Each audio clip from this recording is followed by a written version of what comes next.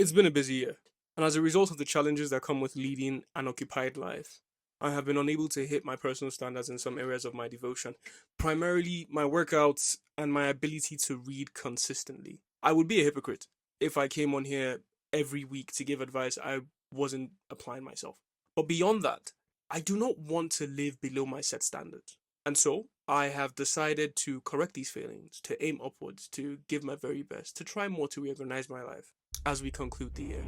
With that being said, welcome to the winter arc. In the next 90 days, my plan is to return to peak form. So if you're trying to level up mentally, physically, and spiritually, and finally become the man you keep saying you'll be, then feel free to steal my ultimate 90-day self-improvement plan. I'm going to start with the first 30 days, but let's dive into it. The overall structure of the arc from a physical perspective is going to be a 6-week bulk, a week off, and then another 6 weeks. So for the first 30 days, and I'm calling this the build the engine phase, my goal is to lay the foundation, lock in habits, and begin another bulk cycle. The reason I'm going another bulk is because naturally I have lower levels of ghrelin. And I just found this out recently actually. I had always assumed the reason I was naturally skinny and had a lower proclivity to indulge in eating and snacking was because my metabolism was higher. Recently I have been corrected that it is because I have lower amounts of ghrelin in me that make me hungry. And so I need to bulk consistently. If I am not on a bulk, I am losing weight. The hardest thing for me to do is to focus and eat food because it doesn't really occur to me. And so that is why I am bulking. Yes, I have some muscle mass, but over the past, I think, since August was the last time I was really, really proper, like peak form. I've hit a plateau and I have lost some muscle mass. So I do want to restore that as much as possible. But let's start with the mental aspect. My aim is to wake up consistently every single day at the same time. I'm aiming for about 4 a.m. because my schedule is about to change. And then I'm aiming to also journal every day. So I had been consistent with journaling in July, August, September. October, not as much, mostly on the weekends. But I want to get that back. I feel like it is, in my experience, it's a very good way of venting, getting a lot of your thoughts on paper and really allowing you to analyze your position on a lot of things. And so with journaling, my aim really is to write down one thing I'm grateful for, one goal for the day, and write down a verse. More recently, because I've been reading a lot of Marcus Aurelius, it also my journal snippets are just notes of Marcus Aurelius and my thinking on these notes. But I think it allows you to really question your current state and what it is that you're grappling with in the moment. Yeah, and then we're going to have a digital fast. I don't really struggle with this because not primarily on social media, but I I think it's good to also take some time back. So how am I going to do this? I'm going to set an alarm every single day, sustainable time. My aiming is to be in bed by 10:30. The journal is on my phone, and then I'm going to have a daily streak in my notes app. It's just a little tracker that I'm going to use to, point out where I'm doing every single day. And my expectation is that I'm going to have stronger willpower and also a lot more mental focus. But on the physical side of things, I'm going to be implementing a 6-day workout split. So push pull legs, 6 days a week training gym. So push, you don't understand what that split is essentially just all your, the way I learned, I've been able to memorize it, just all your pushing exercises. So your chest and triceps, your shoulders. Your pull is you training your back and your biceps. I found this is the most effective split for me. And then legs, quads, hamstrings, glutes. I don't really train my glutes that much. To be honest, I don't really train my legs. I don't like training legs. So that is another point for me in this 6 week, in this 12-week training camp, is to focus on actively training my legs.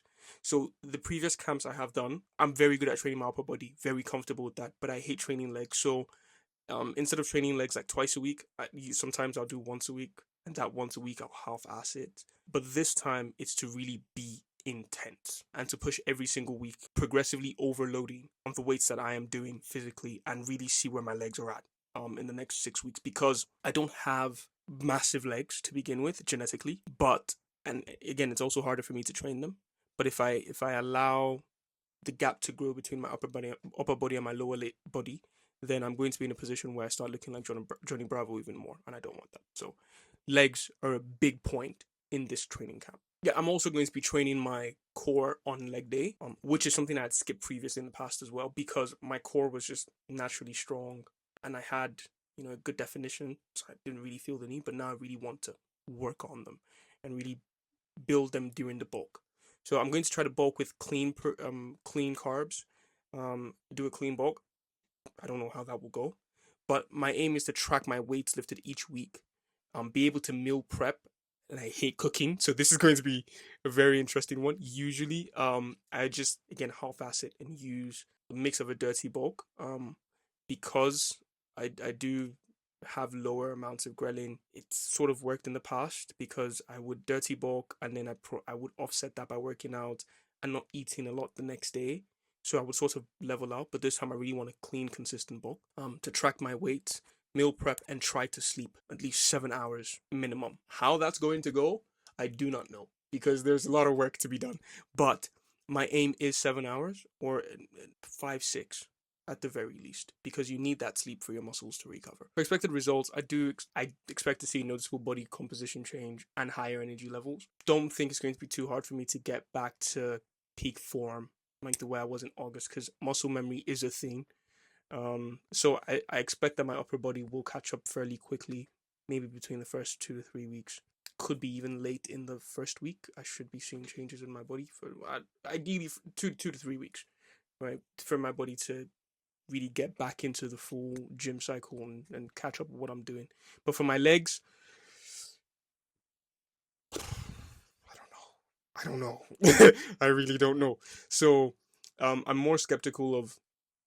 I'm really actually more intrigued to see how well my legs would do this training camp as compared to the ones I've done before. I actually want to see if there's potential for my legs to grow exponentially if I just give my very best to it, as opposed to half-assing it the way I have been before. So, yeah. On a spiritual level, my aim is to read one chapter of Proverbs a day and pray morning and evening, very intentionally, obviously, to do weekly reflections. I think this has also been a good year spiritually for me, but I really want to kick it into the next level in the back end of the year. So, focusing on key verses, speaking the word, acting out what I believe, not just in a matter of speaking, but actually carrying Jesus on my head is very, very important this back end of the year. And living the legacy filled life, so giving to people, and developing God centered confidence. Those are the things I'm really, really working on the back end of the year. So for me, this is going to be a bi weekly series so I can keep myself accountable and also check in with you guys frequently. And I hope anybody watching this feels inspired to do the same thing and get their lives in order. There's always going to be chaos. It is our job as people born in the created in the image of God to organize that chaos. Genesis 1 verse 1 tells us the earth was without void or form, and the Spirit of the Lord moved upon the waters, and He said, "Let there be light." So, in the very beginning, what we see is God drawing out order from chaos, and as people made in His image, we are called to do the same thing.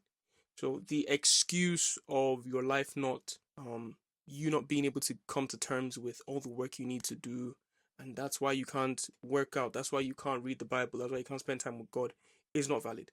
You do have to find a way, and this is me speaking to myself here as well. You do have to find a way to balance everything if you want to be the best version of yourself. So it's either you cut back on some things and you prioritize. My physical well-being is important. My spiritual well-being is important. My mental well-being is important, as well as pursuing my career and my job and everything else. All these things are important. They have their place. And so one thing cannot be overtrained above the other. The same way I had been training upper body and neglecting lower body. But I'm repenting. So this is a process of repentance for me. And I hope that people watching this as well will feel inspired to do the same thing. So let's go on this journey together. I'm going, like I said, bi-weekly series.